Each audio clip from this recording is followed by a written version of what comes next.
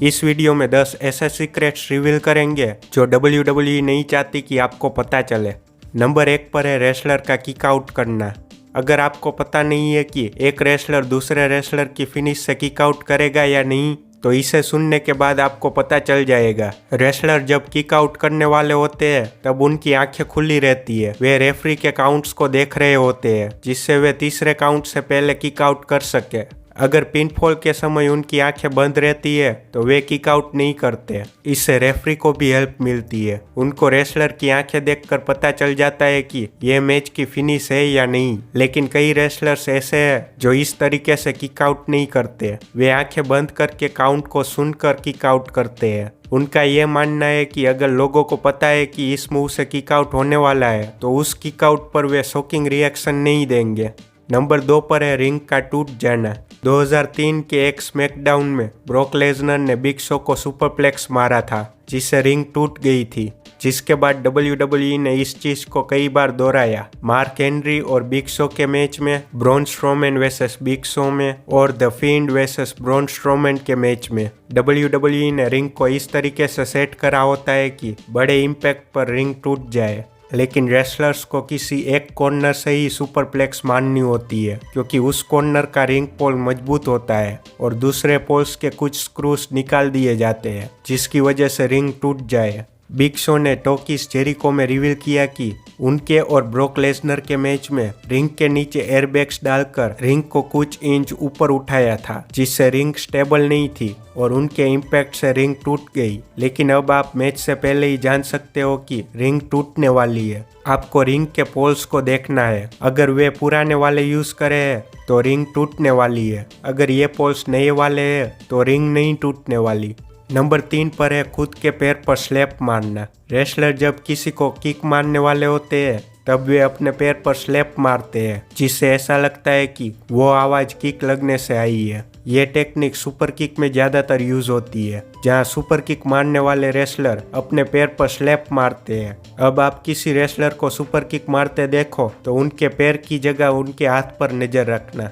Number 4 पर है wrestler का टैग करना। आपने टैग टीम मैचेस में देखा होगा कि कुछ टाइम बाद दोनों रेसलर्स अपने पार्टनर्स को टैग करने जाते हैं, लेकिन वे एक साथ ही टैग करते हैं। ऐसा करने के लिए जो रेसलर टैग का वेट कर रहे होते हैं वे अपने पार्टनर को हाथ से इशारा करते हैं। अगर वे अपनी हथेली को नीचे की तरफ रखते हैं तो इसका मतलब है कि अभी टैग नहीं करना, और जब वे अपनी हथेली को ऊपर की तरफ करते हैं तब उनको टैग करना होता है। लेकिन कई टैग टीम्स इस टेक्निक को यूज नहीं करते क्योंकि वे अलग तरीके से ट्रेन हुए होते हैं, उनके अलग इशारे होते हैं।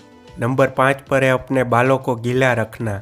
लंबे बालों वाले रेसलर्स जब मैच करने आते हैं तब वे अपने बालों पर पानी डालकर आते हैं। इसके 2 कारण हैं। पहला कारण ये है कि दूसरा रेसलर जब उनको कोई मूव मारता है तो गीले बालों की वजह से वो ज़्यादा इम्पैक्टफुल लगता है, और दूसरा कारण है कि रेसलर पर मैच के दौरान लगातार लाइट रखी जाती है। लाइट की गर्मी से बचने के लिए वे बालों को गीला करते हैं जिससे उनका सर ठंडा रहे। नंबर 6, रेफरी का एक्स साइन। WWE के मैचेस स्क्रिप्टेड होते हैं। इसका मतलब ये नहीं है कि रेसलर को कोई चोट नहीं लगती। कई बार रेसलिंग मूव की वजह से रेसलर को इतनी चोट लग जाती है कि वे मैच को कंटिन्यू नहीं कर पाते। ऐसी सिचुएशन में रेफरी मैच को खत्म करने के लिए अपने हाथों से एक्स साइन बनाते हैं जिससे मेडिकल टीम को भी इशारा मिल जाता है कि रेसलर इंजर्ड हो गए हैं, इसलिए वे तुरंत वहां पर आ जाते हैं। नंबर 7 पर है एल्यूमिनियम के स्टील स्टेप्स। WWE में स्टील स्टेप्स स्टील से बने हैं ऐसा कहते हैं, लेकिन वे स्टेप्स एल्यूमिनियम के होते हैं जिसकी वजह से उनका वजन स्टील से बने स्टेप्स के कंपैरिजन में कम होता है, जिसकी वजह से रेसलर्स उनको उठाकर वेपन्स की तरह यूज कर पाए, और इन स्टेप्स की वजह से आवाज भी ज्यादा आती है। नंबर 8, लेडर लकड़ी की होना। WWE में जो लेडर्स यूज करी जाती है वे लकड़ी से बनी होती है। उनके ऊपर स्टील जैसा कलर किया जाता है जिससे वे स्टील से बनी लेडर लगे, लेकिन जब लेडर्स को तोड़ा जाता है तब आपको लकड़ी दिखेगी। नंबर 9 पर है रिंग के नीचे टीवी स्क्रीन होना। आपने कई बार देखा होगा कि मैच के बीच में अचानक से कोई रेसलर आ जाते हैं और वो रेसलर सही टाइम पर ही आते हैं। इसका कारण ये है कि वो रेसलर रिंग के नीचे छुपे हुए होते हैं और उनको पता लगे कि कब बाहर आना है, इसके लिए रिंग के नीचे एक मॉनिटर रखा जाता है जिसमें रेसलर मैच को देख रहे होते हैं और सही मौके पर वे बाहर निकलते हैं।